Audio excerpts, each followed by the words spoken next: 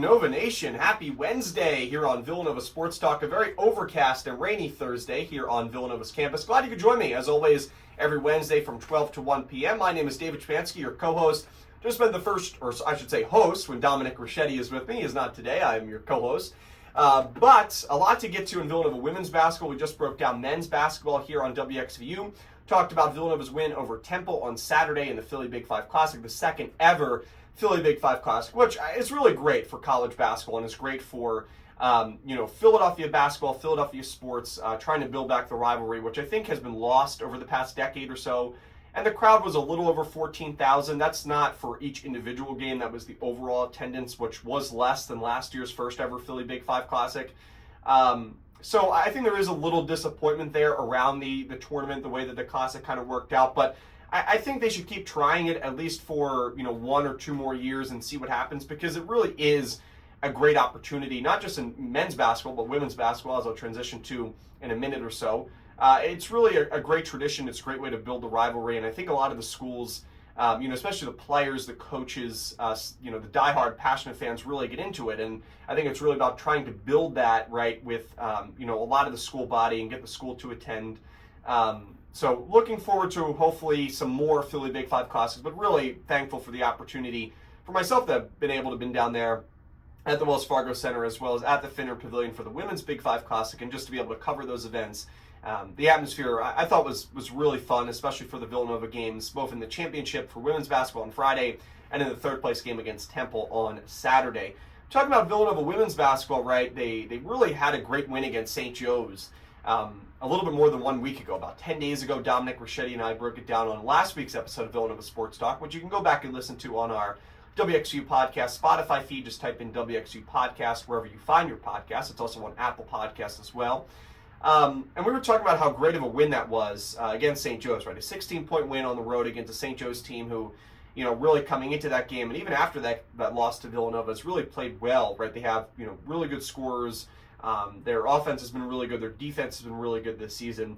So that was a really positive victory, right? Not only was it a positive victory at the time, but it got them into the championship for the first ever women's Philly Big Five Classic against Temple. And the Wildcats really just struggled badly on Friday evening at the Finn. They lost that game against Temple 76-62. The Wildcats started the game on a 9-0 run against Temple. And at this point, I was thinking, especially on the call, just looking at, Temple stats coming into the game and how they've really struggled to put together a lot of offensive success, even more than Villanova has struggled offensively this year. I thought that was it when they got up to a 9-0 lead. And you may be saying, Dave, you're crazy. It was the first 3 or 4 minutes of this game. But I thought Villanova was the much better team on paper. And I thought when they started off that hot and, they had a lot of effort, they were really shooting the ball well. I thought that was it for Temple. But I give a lot of credit to Temple and Coach Richardson's program for the Owls. They battled back. They made it a close game. And, even though Temple, I believe they went into the locker room with 13 turnovers against Villanova in the first half.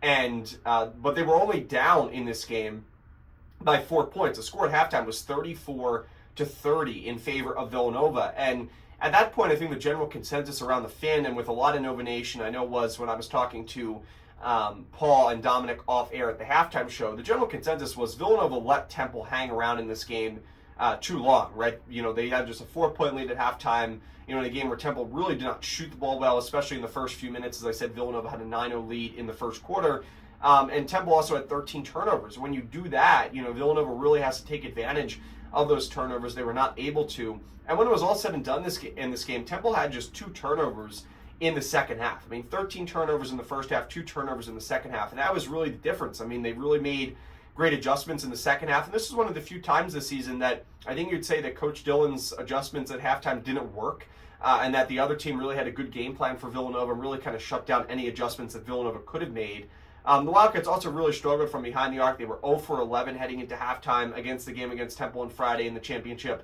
They finished the game 3 for 20 when the final buzzer sounded at the Finn, which was not good at all. And Villanova just shows how inconsistent the team has been, especially from behind the arc. They've had games, right? When they went to St. Joe's at Hagen Arena on Hawk Hill, they shot around 50% from behind the arc in the game where they won by 16 points against the Hawks.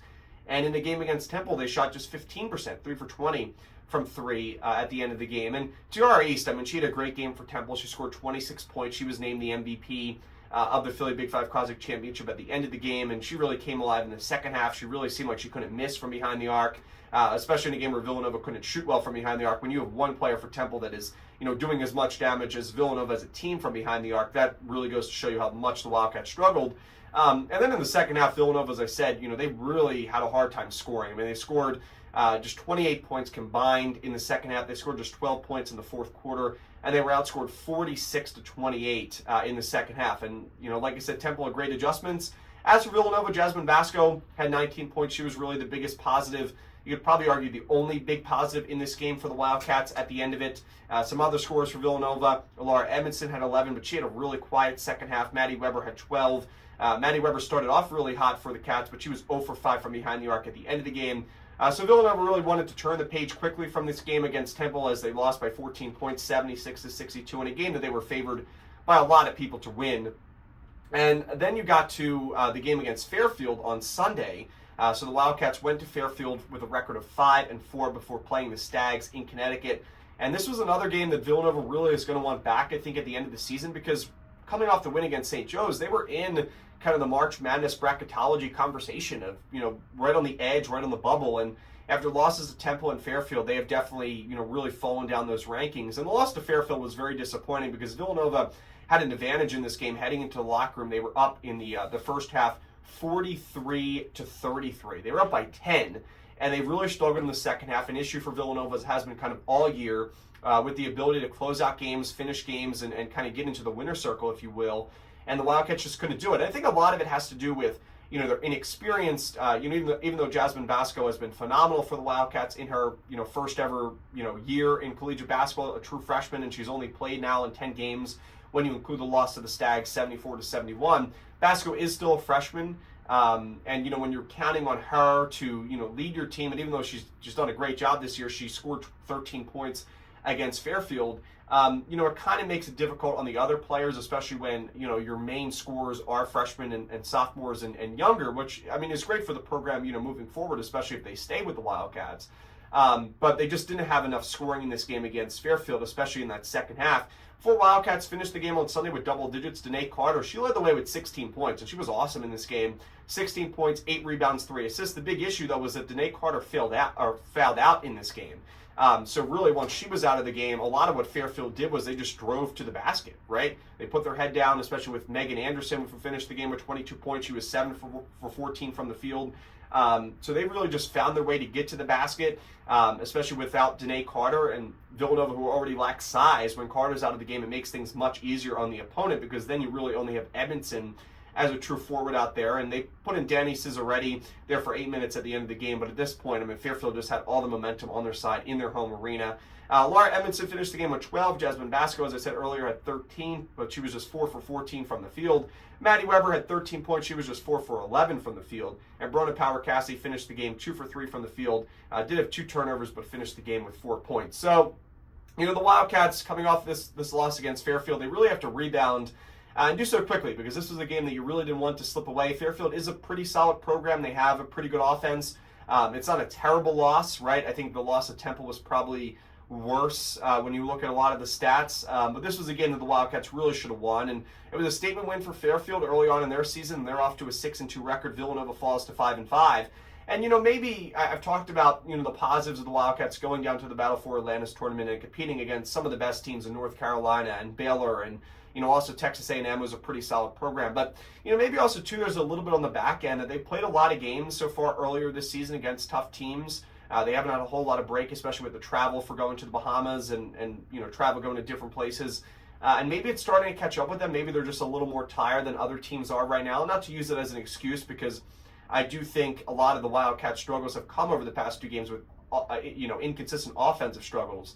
But I think that it is something to be said that maybe they're getting a little tired. They need that Christmas break to come up. And they will get a pretty nice break from December 21st to January 1st. But tonight they get back in action, trying to get back over that hump and get back into a winning record as they enter this game tonight against Delaware. They are 5-5. Delaware, they are 3-5. And Delaware has really struggled this season. The game tonight will be at the Bob Carpenter Center in Newark, Delaware. The game time for tonight is scheduled for 6:30 p.m. Delaware, they are 3-5 so far in their season.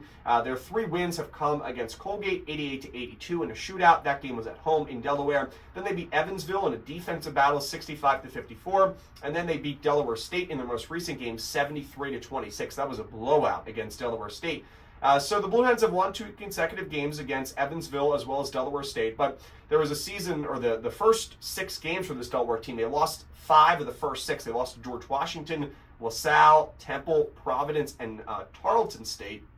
And the Blue Hens lost to Temple 67-56, which is a pretty similar margin that Villanova lost at Temple too, but I think it's fair to say that the Wildcats put forward their worst performance of the season against Temple. So this game against Delaware, the Wildcats are favored to win, and they probably should take care of business against the 3-5 Delaware Blue Hens. Looking at some of the stats for Delaware, they're averaging just 62 points per game. They shoot 39% from the field, not terrible. They shoot 33% from behind the arc, which is pretty solid, 33.6. They do struggle at the free throw line, just 68%. Their biggest issue, though, is turning the basketball over. I mean, they're turning the ball over 18 times per game. That really shuts down your offense, and that's a big reason why they're only averaging 61, 62 points per game, because they're giving away a lot of their possessions with turnovers. Their leading scorer coming into this game, they have 2 leading scorers averaging a little bit more than 11 points per game. Rebecca Demke, I believe is how you say it. Demke is a senior from Toronto, Ontario. She's averaging a little bit more than 11 points per game, and this is her 5th season of playing college basketball, Demke, and she started out earlier in her career with a couple different programs. She started out with North Carolina State, and then she also went to the University of Rhode Island for a year. But the last 3 years she spent with Delaware, and she's really continued to increase her production. 2022, she's averaged 6 points per game. 2023, 7 points per game. And this season, so far, 11.5 points per game. So Rebecca Demke, she is probably their leading player to watch. She's a guard. And then they also have a center, Andrea Cherisher, I believe. Cherisher. Might be Andrea Cherisher. A sophomore from Baltimore, Maryland. She's a true center, 11.5 points per game. And last year for Delaware, she averaged 9 points per game. So she's off to a really great start in her college career. She also averages almost 6 rebounds per contest for Delaware. But after that, those are their 2 top scorers. They do have a scorer averaging 9.9 points per game. That's Tara Cousins, who's also a senior from Washington, D.C. This is her 4th season. She's played all 4 seasons with Delaware. She also averages almost 3.5, almost 4 assists per game. So those are kind of the top players for this Delaware team. When you look at their defense is also, a pretty big issue. When you look at a lot of the games this season, right, they gave up 78 to George Washington. They gave up 82 to Colgate. They have had some defensive battles this season, especially at Providence against Tarleton State. Talked about that win against Evansville 2 games ago. So their defense has been much better, but they started out this season with some defensive struggles. But I think their defense is definitely better now than what it was in the first few games of the season. So if Delaware's going to win this game, they're going to play well defensively. And that is a little scary for the Wildcats, right, who lost to Temple, a really good defensive team on Friday. And, Temple's able to find enough offense, especially with TR East and shooting well from behind the arc, that, Delaware could have the same opportunity to upset Villanova tonight. But when you look at the record, you look at the players just on paper, Villanova is set up for a pretty good chance to rebound off their back-to-back losses. But anytime, you have to go on the road, especially, as I said, Villanova's traveled a good amount over the past few weeks to begin their college season. They could be, that could be catching up to them and just getting a little tired as we hit kind of this Christmas break section of the season for Villanova. I think the Wildcats do take care of business, though, tonight against Delaware. That game, again, at 6:30 p.m. in Newark, Delaware. We'll take our second break today here on Villanova Sports Talk. We still have 30 minutes left to go. If you'd like to call in, our station phone number is 484-30.